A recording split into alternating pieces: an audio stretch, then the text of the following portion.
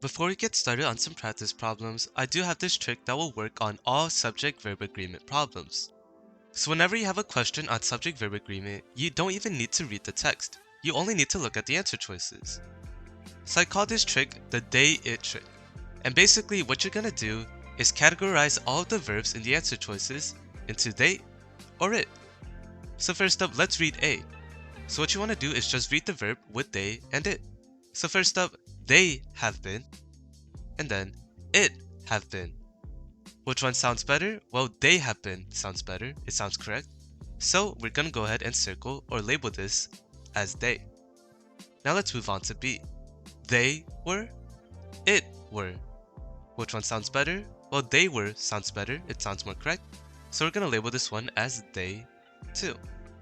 And then C, they are, it are. Which one sounds better? Well, they are sounds better. It sounds correct. So we're gonna label this one as they. And then finally D, they is, it is. This one, it is sounds better. It sounds correct. So we're gonna label this one as it. So now we labeled all of our verbs into the they category or into the it category. And when you're done, your answer is gonna be the one that's different. So here, the only one that stands out is D. It's the only one that we circled it for. So that means our answer will be D. Now the reasoning behind this is that plural nouns have to go with plural verbs.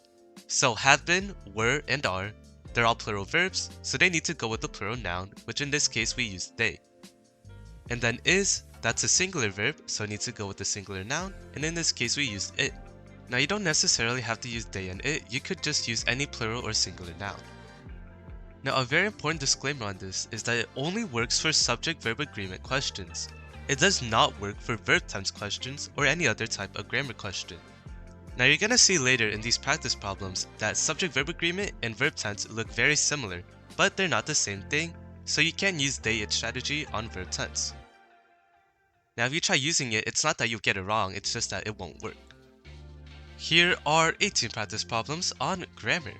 As per usual, I'll link these questions and the answer key in the description, so if you want to work ahead, you can go ahead and do so. But if you need a little bit more help, I will be going through every single question, or you need further clarification, feel free to ask me.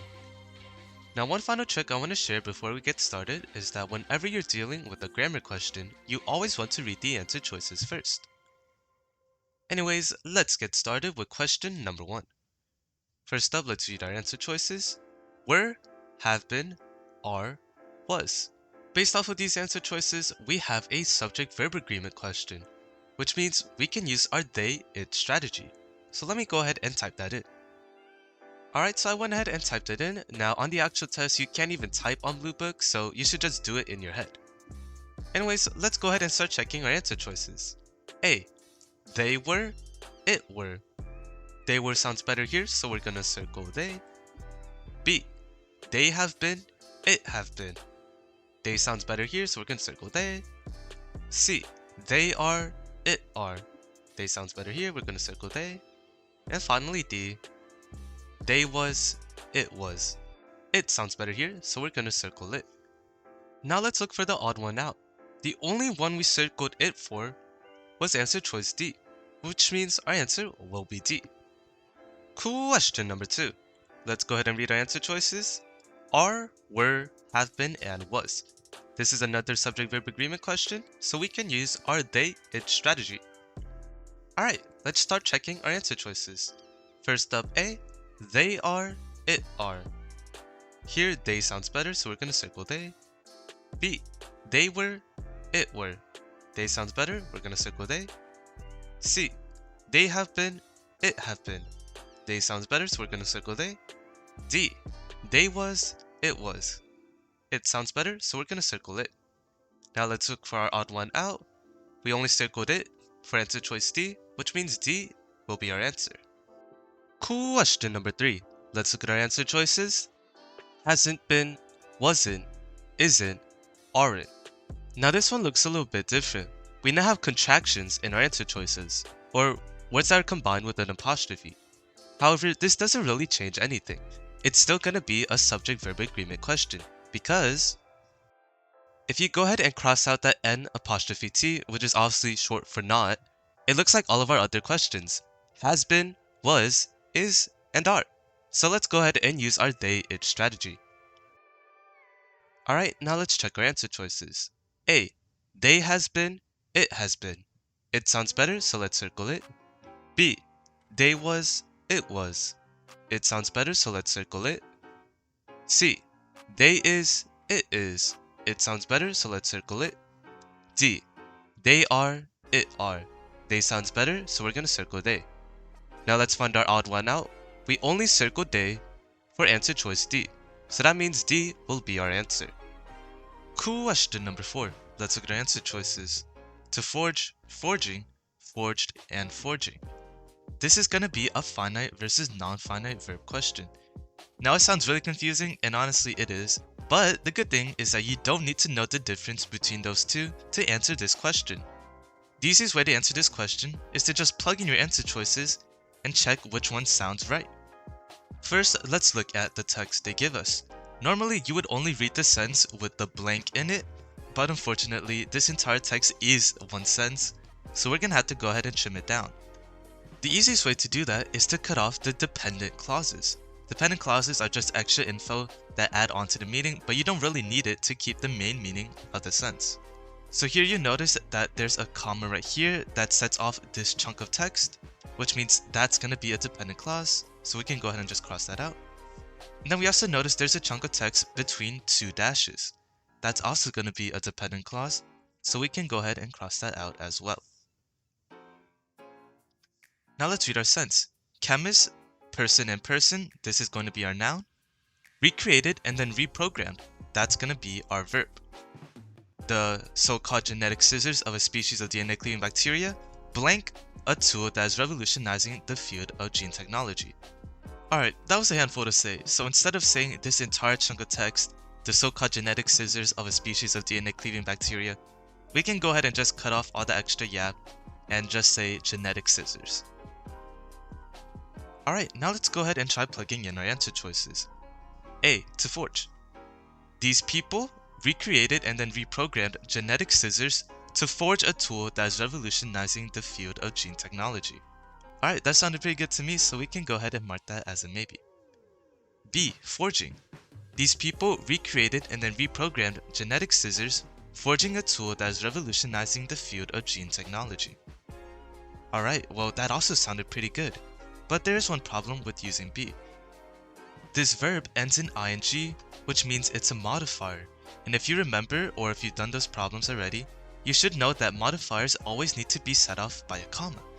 So if you wanted to use the word forging here, you would need to have a comma before it. So since there's no comma, there's no punctuation, B is not going to be the answer. C. Forged. These people recreated and reprogrammed genetic scissors, forged a tool that is revolutionizing the field of gene technology. Alright, that just doesn't make sense. They randomly put a verb there, so it doesn't sound right to me. And finally, D and forging. These people recreated and then reprogrammed genetic scissors and forging a tool that is revolutionizing the field of gene technology. Yeah, that just doesn't sound right. I mean, we went from having verbs that end in ed to a verb that ends in ing, so D isn't gonna be our answer either, which means the answer is A. Question number 5. Let's look at our answer choices. There, it's, and its. Wow, one must say these are homophones, but this is also a possession question. Hopefully by now you know the meaning of each of these words. A means they are, B means possession for a group of things, C means possession for a singular thing, and D means it is. So now let's look at our text and see which one would best fit into this situation. Here is our blank, so we only want to focus on this sentence right here. We don't care about any of this. And now let's read it. The animal which lays eggs but also nurses blank young with milk has since been classified as belonging to the monotremes group. First we need to identify what our noun is, and it's going to be the animal. This is our noun. The animal, that's obviously just one animal or singular, so we know it can't be A or B since they both refer to a group of people or a group of things. And now it's between C or D. I think this one is kind of obvious. It's obviously C because the animal is showing possession over the young. I mean, it's the animal's young. But you could also just plug in your answer choices. Let's say you plugged in "it is" right here. The animal which lays eggs but also nurses "it is young with milk." That wouldn't make sense, so it obviously couldn't be D either. But once again, I think this is pretty obvious that it's a possession question, so you have to choose the answer that is possessive. Singular possessive. Question number 6. Let's read our answer choices. Focuses, focus, are focused, and were focused. This is another subject-verb agreement question, so we can go ahead and use our they-it strategy. Alright, now let's go ahead and start checking our answer choices. A. They focuses, it focuses. It sounds better here, so we're going to circle it. B. They focus, it focus. They sounds better here, so we're going to circle they. C. They are focused, it are focused. They sounds better here, so we're going to circle they. And finally D. They were focused, it were focused. They sounds better here, so we're going to circle they. A is our only odd one out because it's the only one that uses it, which means A will be our answer. Question number 7. Let's look at our answer choices. To rain, raining, having rained, and rain. Once again, this is another finite versus non-finite verb question. Now, just like question number 4, you could plug in each of your answer choices, but this time, I'm gonna go about it a different way. Now, if we go ahead and look at our answer choices, we have verbs that start with to and end in ing. These are going to be your non-finite verbs. Now, if you remember from the subject-verb agreement questions, your answer is always going to be the odd one out. So here in the subject-verb agreement question, the odd one out, or the one that uses it, is our answer. So if we go back down to this question, the odd one out, or the one answer choice that doesn't have to or end in ing, that's going to be our answer. And the reason for this is because this is obviously a finite verb, whereas once again, these three are non-finite verbs. So the odd one out is going to be your answer. Anyways, if you did want to plug in the answer choices, this is how you would go about it. There's 2 commas right here, so that's your dependent clause. And now if we plug in our answer choices, that to rain back onto Mars surface doesn't make sense. That raining back on Mars surface, that doesn't make sense. That having rain back onto Mars surface, that doesn't make sense. That rain back onto Mars surface, that does make sense. So your answer would be D. Question number 8. Let's look at our answer choices. Looked, looks, is looking, and looking. Now you probably wouldn't guess it, but this is another finite versus non-finite verb question. We know that verbs that start with to or end in ing are going to be non-finite verbs. So we know that looking, that ends in ing, that's going to be non-finite. Then we also have this verb right here, is looking. Now this does end in ing, but this won't be a non-finite verb. The reason for this is because there's a word before the verb, but that is a bar. Anyways, once again, there's this word is before our verb looking. So that actually makes it a finite verb.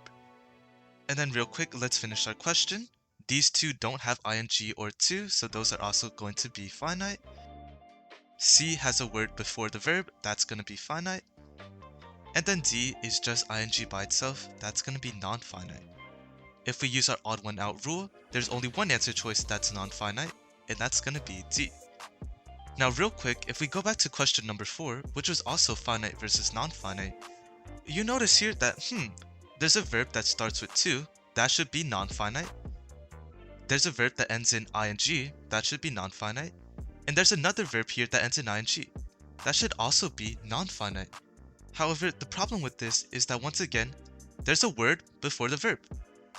The word and turns that into a finite verb. So that's why we couldn't use our odd one out trick, because technically there would be 2 finites and 2 non-finites. However, the reason I didn't point this out early is because there is technically a special case where that could classify as non-finite. But once again, it gets really confusing from there. That's when it'd just be best to plug in your answer choices and see what sounds best. Now if we go down to question 7, where we did use our odd one out rule, you notice that it's just to or ing, there's no words before the verb. Anyways, back to question 8, if that really confused you, the whole jabble between finite versus non-finite, once again it's completely okay, you don't need to know the difference between those two, because if you go ahead and just look at our text, you notice that our verb comes right after a comma. And what type of verb always comes after a comma? Well, it's always a modifier. And you should know that modifiers always end in ing, so your answer would be D once again, looking. Question number 9. Let's look at our answer choices. Already served, was already serving, already serves, and had already served. This is going to be a verb tense question. If we look at A, already served, that's just going to be past tense. If we look at B, was already serving, that's going to be continuous past tense. Now I think the name suggests the meaning, but this means it's an ongoing action. It's something that happened in the past and is still happening right now. It's continuing on to the present. Whoop, that was a bar. That was a bar. Oh, I can't spell. Alright, whatever. If we look at C, already serves, that's just going to be present tense. And then if we look at D, had already served, that's going to be past perfect tense. And this is what you use to show the difference between two actions that happened in the past. So let's say that you did two things in the past, but one came before the other. You would use the past perfect tense on the action that came first. Alright, now that we know what each of our verbs mean, let's see what would make the most sense in our context, in our text, in our situation. So let's start reading. We see this comma right here that sets off this chunk of text, so that's going to be a dependent clause. And then we also see this comma right here setting off this chunk of text, so that's going to be another dependent clause. Now let's start reading. This person, blank, in World War II, which was from 1941 to 1945, and won 2 amateur national basketball championships at the University of Utah when he joined the New York Knicks for the 1947 to 1948 season. So here we notice that there's 2 time periods. There's one from 1941 to 1945, and there's one from 1947 to 1948. We know that this entire thing is in past tense because won, joined. So we have these 2 actions that happened in the past, and then of course this happened the furthest in the past because 1941 came before 1947. So when we want to differ between 2 actions that happened in the past, the one that came first, we would use the past perfect tense. So our answer will be D. Question number 10. Let's look at our answer choices. Being, to be, to have been, and will be. Well, would you guess it? This is another finite versus non-finite verb question. Here we see that our verbs end in ing or start with to. We also see that there's no words before the verbs, so there's no exceptions that would make them finite verbs. So we have these 3 that are non-finite, and this one that is just finite, which means that the odd one out will be our answer. Our answer will be D. Now you could also just look at the text itself and see that, if you're predicting something, it would be in the future. So future, you would use the word will. Might be onto something. Anyways, the answer is D. Question number 11. Let's look at our answer choices. Are, is, were, and have been. This is going to be a subject-verb agreement question, so let's go ahead and set up our they-it strategy. Alright, now let's go ahead and start checking our answer choices. They are, it are. They sounds better. They is, it is. It sounds better. They were, it were. They sounds better. And finally, they have been, it have been. They sounds better. The odd one out, the only one that I circled it for, our answer is going to be B. Question number 12. Let's look at our answer choices. Has enhanced, are enhancing, have enhanced, enhance. This is going to be another subject-verb agreement question, so let's go ahead and set up our they-it strategy. Alright, now let's start checking our answer choices. They has enhanced, it has enhanced. It sounds better here. They are enhancing, it are enhancing. They sounds better here.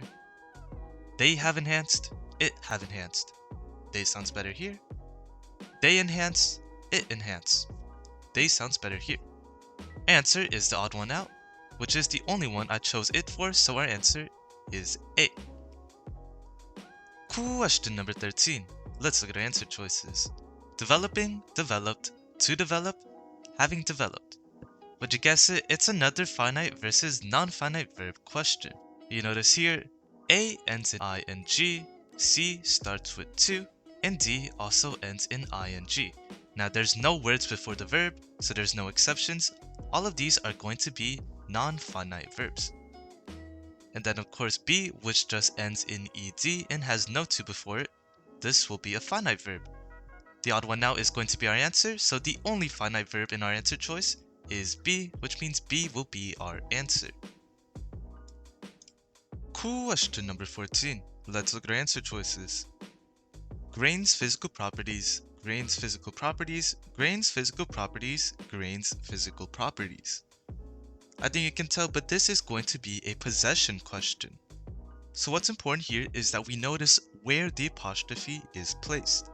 If the apostrophe is placed before the S, like in A, that means it's going to be singular possession, or there's only going to be one grain. If the apostrophe is placed after the S, like in B and C, then that's going to be plural possession, or it means that there's multiple grains. And then in D, there is no apostrophe, which means there is no possession. Now, as I've already said, this is a possession question, which means we obviously need an apostrophe. So D can't be our answer because there are no apostrophes at all. Here comes our second step. We need to find out if there's only one grain or if there's multiple grains. And the only way we can do that is by looking at the text. So let's start reading. These people at the University of Washington recently ran simulations to determine the extent to which individual snow grains' physical properties affect the amount of light reflecting off a snowy surface. You should notice that there's the word individual right here, which would lead you to believe that, oh, individual, that means one, so it should obviously just be singular possession because there's only one individual snow grain. However, that's not actually the case, because if it was only referring to one snow grain, it would need the word un in front of it, un individual snow grain. However, since in our text there is no word un, that means there's going to be multiple snow grains. That means we can get rid of A because the apostrophe goes before the S, which suggests that there's only one snow grain, but once again, there's no un, which means there's multiple snow grains. Now it's between B and C, and you notice that the only difference is between the word properties. One ends in IES, which just means that there's multiple physical properties, it's the plural form, and one ends with an apostrophe S, which is possession, so it's suggesting that the physical properties are possessive of something. But if we plug this into the text, physical properties aren't taking possession of effect, so it wouldn't make sense for the word property to have an apostrophe, so that means C can't be our answer, which means B will be our answer. Question number 15. Let's look at our answer choices. Playa sediment mark the rocks. Playa sediment mark the rocks. Playa sediment mark the rocks. Playa sediment mark the rocks. Alright, this is another possession question. First order of business, we need to determine if there's going to be multiple playas, so we know that we use an apostrophe after the S, or if there's only going to be one playa, so we know to use the apostrophe before the S. Now, basically in every single question that you see apostrophes, you can 100% guarantee it will never be the answer without an apostrophe. So we can go ahead and just get rid of A. Now let's start reading and determine how many playas are there. In Death Valley National Park's racetrack playa, I think that answers our question. It's just one playa, so that means we can get rid of D because this is plural possession, and it's obviously not a plural noun, so you wouldn't be using plural possession. Okay, anyways. Now we need to determine between B and C, and we'll notice that B has rocks just by itself, and C has rocks with an apostrophe, which indicates possession. So now we need to see if it would make sense that the rocks would be taking possession of something. Let's go ahead and look at the blank in our text. Racetrack-like trails in the playa sediment mark the rocks' mysterious migration. So would it make sense for the rocks to be taking possession of mysterious migration? Yes, it would, because it's specifically the rocks' mysterious migration. So since it's specifically the mysterious migration of the rocks, it would make sense to include an apostrophe to indicate that the rocks are taking ownership, so our answer will be C. Question number 16. Let's look at our answer choices. They accumulate, one accumulates, it accumulates, and we accumulate. This is going to be a pronoun antecedent question. So basically, we need to see if the pronoun in the answer choice, which would be they, one, it, or we, matches up with the noun used in the sentence. So let's go ahead and look at the sentence with the blank. This disparity can be explained in part by the fact that rivers such as the Mississippi expand and contract as blank sediment. So we know that this pronoun is probably referring back to the rivers. Rivers is going to be our noun. And this is a plural noun because it ends in S. That means to match it up, we're going to need a plural pronoun. If we go ahead and look at our answer choices, you'll notice that B and C are both singular pronouns. And you can also tell this because they're the only ones where the verbs end in S. So now it's between A and D. Are we going to use they or we? And I mean, I feel like it kind of makes sense, but you don't say we when you're referring to rivers. I mean, are you a river? No, so like, why would you use we? Alright, I mean, the answer is they. The rivers expand and contract as they accumulate sediment. Question number 17. Let's look at our answer choices. Poems putatively written by the novels. Poems putatively written by the novels. Poems putatively written by the novels. Poems putatively written by the novels. This is going to be a possession question, and unlike the past two possession questions we had, we can't instantly get rid of the answer choice that doesn't have an apostrophe because there's two answer choices without an apostrophe. So first, we need to determine if it would make sense to use an apostrophe in the word poems. Now if we look at our answer choices, would it make sense that the poems are taking possession of putatively? I don't know about you, but it doesn't make sense for a poem to be taking possession of a verb. So we're probably not going to be using an apostrophe to show possession for poem. That means that B and C won't be our answer because they have an apostrophe. Now it's between A and D, and you notice that the only difference is that 1, the apostrophe comes before the S, which indicates there's only one novel, and then in D, the apostrophe comes after the S, which indicates that there's multiple novels. So now we need to read our text and determine, is there only one novel or is there more than one novel? This poet's debut novel, I think that answers our question. It's only one novel, there's no S, so it's singular, which means that our apostrophe will be going before the S to indicate singular possession. So our answer will be A. Question number 18. We're ending it off with a question that has TikTok colors, and let's go ahead and look at our answer choices. Was, were, are, and have been. This is a good old subject-verb agreement question, so let's go ahead and set up our they-it strategy. Alright, now let's start checking our answer choices. They was, it was. It sounds better here. They were, it were. They sounds better here. They are, it are. They sounds better here. They have been, it have been. They sounds better here.